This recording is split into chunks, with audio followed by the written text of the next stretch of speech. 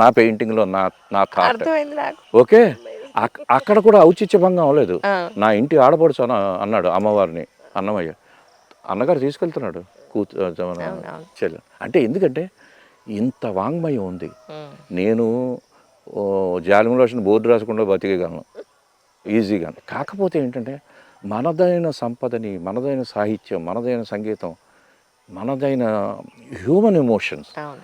ఇవన్నీ డిపిక్ట్ చేస్తే ఎక్కడో చరిత్రలో కూర్చొని ఎక్కడో 2 అక్షరాలనే ఇస్తారేమో అయ్యో, అనే దానికోసం. మీకంటూ చరిత్రలో కొన్ని పేజీలు ఉన్నాయి సార్. అయ్యో అయ్యో అన్డౌటెడ్లీ, అయ్యో అన్డౌటెడ్లీ. చాలా సంతోషం. కాకపోతే ఏంటంటే మన దగ్గర ఉన్న దౌర్భాగ్యం ఇతర దేశాల వాళ్ళని, ఇతర రాష్ట్రాల వాళ్ళని గుర్తించినంత ఫాస్ట్గా మన వాళ్ళని మనం గుర్తించాం. అదొకటి ఉంది అంతే. అయితే నేను ఈ మాటలో ఒకటి ఆనందం అన్నా, ఆ, దైవం గుర్తించాడు. ఉమ్, లేకపోతే నార్మల్ మెటీరియల్ కొనేంత దమ్ము లేకుండా చిత్రకళ నుంచి వచ్చాను నేను. ప్రతి చోట ఒక అందమైన ప్యాడింగ్, స్నేహితులు అవచ్చు, వాళ్ళు అవచ్చు, కూర్చి మేము ఉన్నామని వాళ్ళందరూ తీసుకొస్తే నేను మీ ముందర కూర్చో. అవును అవును. మీ సర్కిల్ కూడా చాలా పెద్ద సర్కిల్ అయ్యో సార్. చాలా ఎక్కడ బాపు రమణ గారు